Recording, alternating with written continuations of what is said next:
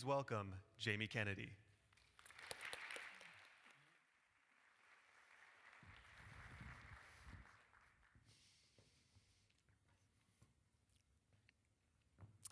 A couple of weeks ago, I was at a food conference in Thunder Bay, Ontario. I'd never been there before.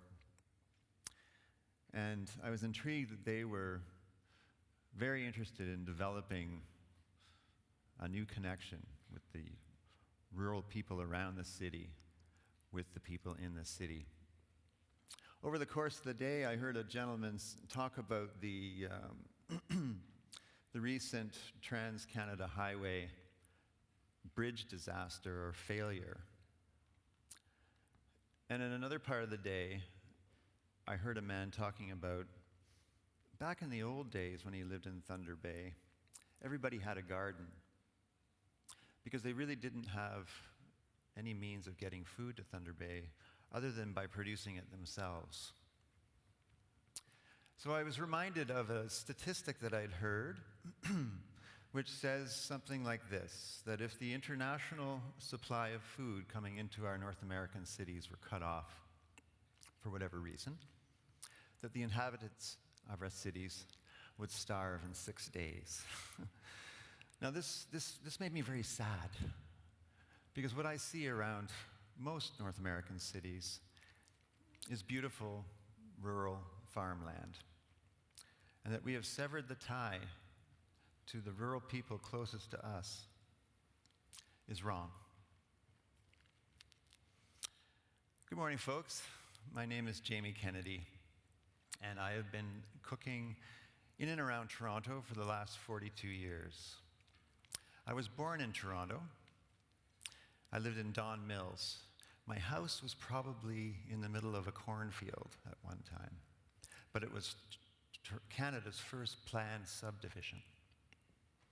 Some of my earliest memories growing up are of piling into the car in August, let's say, and my dad and my mom taking me to see his sister, my aunt, at her cottage about 3 hours north of the city. Along the way, we would always stop and pick up fresh tomatoes, peaches, corn, all of these delicious things that are in abundance in their season. And we would bring them to the cottage, and my aunt would ask me, practically as soon as I got there, she'd thrust this blue enamel cup into my hand and say, "Jamie, please go into the woods and see if you can find some wild blueberries. And if you fill up this cup, I'll make you a pie for dessert." I went out and I filled up the cup. I wanted that pie. Later on in the afternoon, maybe we go into the village where there was a general store and a gas station. Roy and Ruby Wilson ran the place, and Ruby, behind the counter, as we approached, there was a plate with this wonderful piece of cheddar under glass. It was sweating slightly in the sun. It looked so delicious, and my aunt bought a pound, and we brought it back to the cottage, and we made sandwiches with bread that she had baked in a wood-fired oven on her island, because this was not connected to the mainland. There was no electricity. It was really very basic. And the taste memory that I have of that cheddar cheese, the sharpness of the cheese and the soft crunch of the tartaric acid crystals, maybe some of you have experienced that. It's such a lovely combination. Some other memories I've had take me back to Toronto, into the basement of my great aunt's house. So I had 3 great aunts. They lived in Davisville in Toronto, and their father had built their house for them. And they were growing up around World War I, and there weren't a lot of men, because of course that was a tragic loss of life in that war. So they wound up living together in this house, but they retained traditions that they'd learned from their parents in the late 1800s. And these were traditions around preserving food, responding to the seasons. They lived in southern Ontario, the winters were pretty brutal. In summer, there's an abundance of produce that comes out of the ground. They were taught to use, of course, this produce in the summer, but to preserve some of it, to improve the table in the winter. She took me down into the basement. She showed me her famous mustard pickle, which I still make today, as well as countless other jars of preserved things. I was fascinated. In fact, so much so that these mason jars, full of sunshine of summer, started to appear in my restaurants as decor. They covered the walls. They became a conversation piece for diners in the restaurant with their natural earth colors and stories of summer.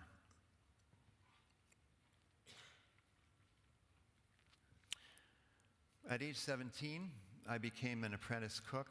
I worked for 3 years in Toronto under a man named Ulrich Herzig. He hailed from Switzerland. Most of the positions of sway in Toronto in hotels and restaurants at that time were held by expats, Swiss, French, German, Italian. There weren't very many people from around here who held the positions because we simply didn't have the culture. So I was learning classical French cooking. To continue my education and to satisfy my wanderlust, when I finished my apprenticeship 3 years later, I traveled to Europe and I went to Switzerland and I started working in Switzerland. I worked at a hotel called the Grand Hotel National, which I was so proud to know that Auguste Escoffier, who is considered the father of modern French cooking, was once the chef there. Now, Escoffier was a brilliant cook, but he also brought so much innovation into cooking, taking it from the 19th century and bringing it into the 20th century with a flair. He worked with César Ritz. César Ritz was all about creating the atmosphere in the dining room. And Escoffier was all about creating precision cooking and efficiency in the kitchen. He developed this jacket, for example, that during the day when you're working hard as a cook, you're bound to get stains on your jacket. And perhaps in the evening, you have an appearance out in the dining room that you have to make. So you don't need to go home and change your clothes. You can merely do this. That was just one of his brilliant innovations. The other was that he set up a system of governing, really, in the restaurant that turned the chaotic kitchen of the 19th century into this well-oiled, paramilitaristic regime, really, of the 20th century. Some of my earliest influences were people like Julia Child, who I was fascinated by her because she took that rigidity, that sort of military precision and mystery around cooking and demystified it for us through television, through the media. I'm sure that she had a great influence on me getting into cooking and looking at it as a creative endeavor and one also that touched people. So also in my time in Switzerland, I met Michael Stadtländer. So he's a friend and a contemporary of mine. He was from a small town in northern Germany.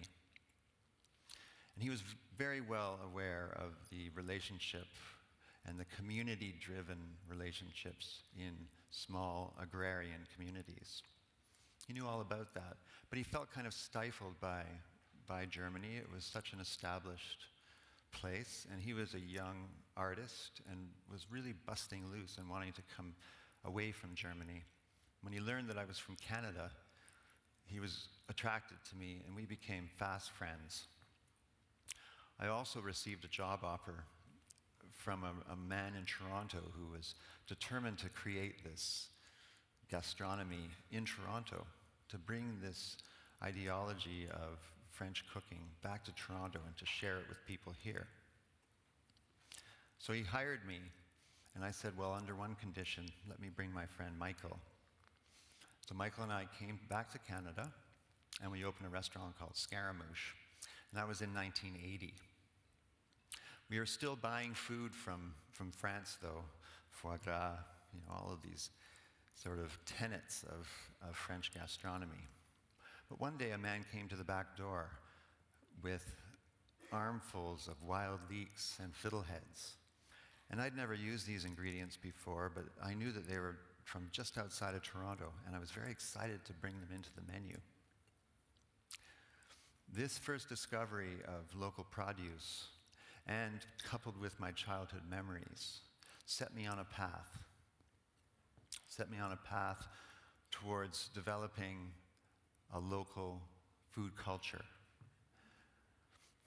Through this, I became more political, and my hopes were that I could engage more people and try to reignite local food economies and to reconnect the severed tie between the cities and the rural areas around Toronto.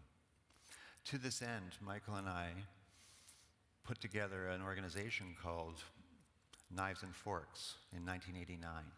This was an alliance of cooks and farmers, cooks in Toronto, farmers from the areas around the city, that gathered in the city.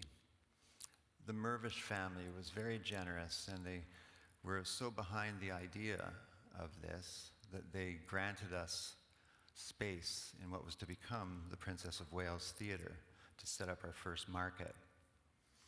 We had vendors coming in and selling directly to chefs, and it was open to the public as well. I think this was the first alternative to the St. Lawrence Market on the landscape in Toronto. And that was like in 1990. The other thing we did was to create an event called Feast of Fields, where farmers, clearly in the outside areas, would grow food that was used specifically in dishes that cooks prepared. At the event, we would stand shoulder to shoulder with the farmers and serve the dishes that we conceived to the public who came to enjoy them. It was a wonderful experience, and it resonated on so many levels with people. And it gave me the belief that people really are craving this from a gastronomic point of view, from a cultural point of view. And as we move further along and we discover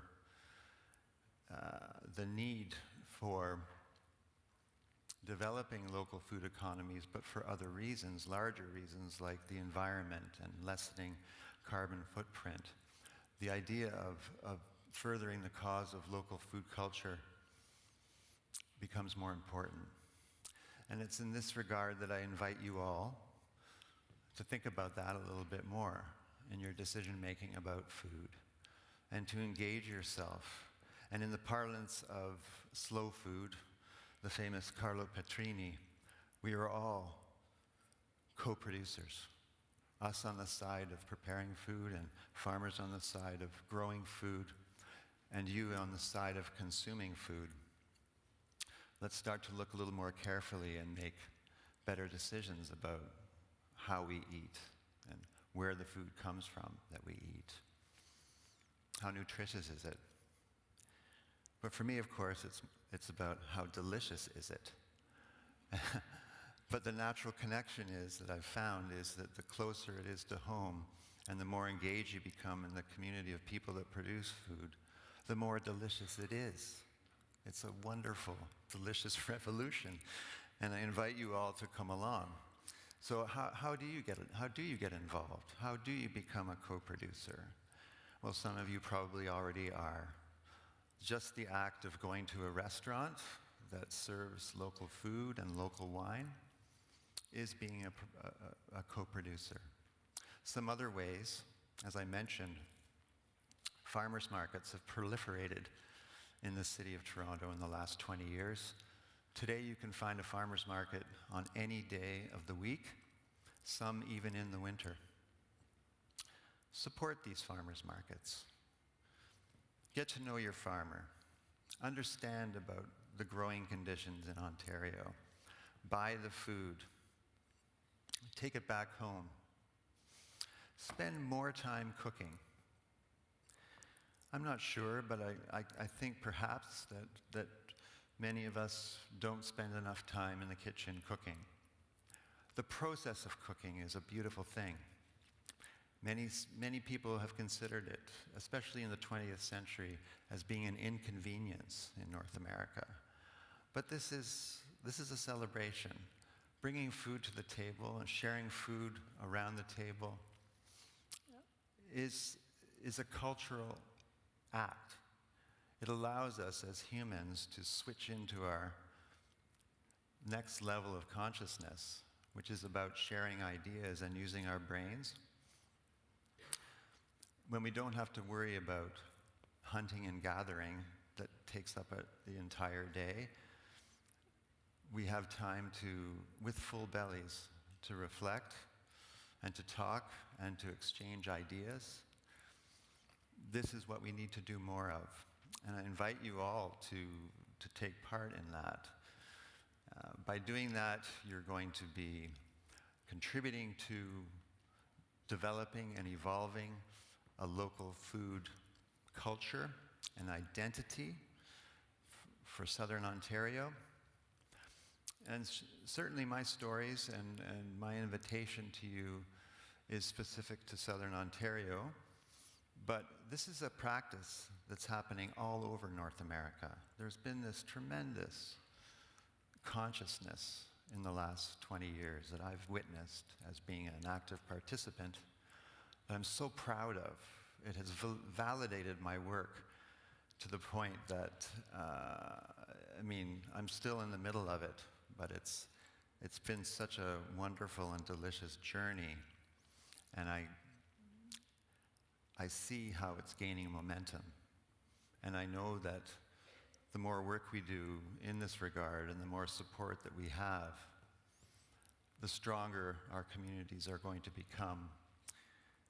The more identifiable Canada will become. People have asked me, what is Canadian cuisine? And early in my career, I struggled with that, to define it. But now, I don't really look at it as a national thing. I look at it as a regional expression, coming from certainly our geographical differences, East Coast, West Coast, North, South. What the land and the waters give us varies from coast to coast. We have so many influences. We have influences from our First Nations who really understood and understand what sustainability is. My God. And the influence of all of the people of the world who have chosen to come to Canada to be Canadians. So our strength is our diversity. And as we go further in diversity, we recognize the beauty, and we have the pride to call what we produce in our local areas, no matter where it is in the country, beautiful. We have no reason to borrow from anyone else anymore. We are gaining this momentum and this wonderful, delicious evolution right here. And that's really the sum of my remarks today, ladies and gentlemen. But it's a delicious revolution, and I really want you to come on board and support it. Thank you very much.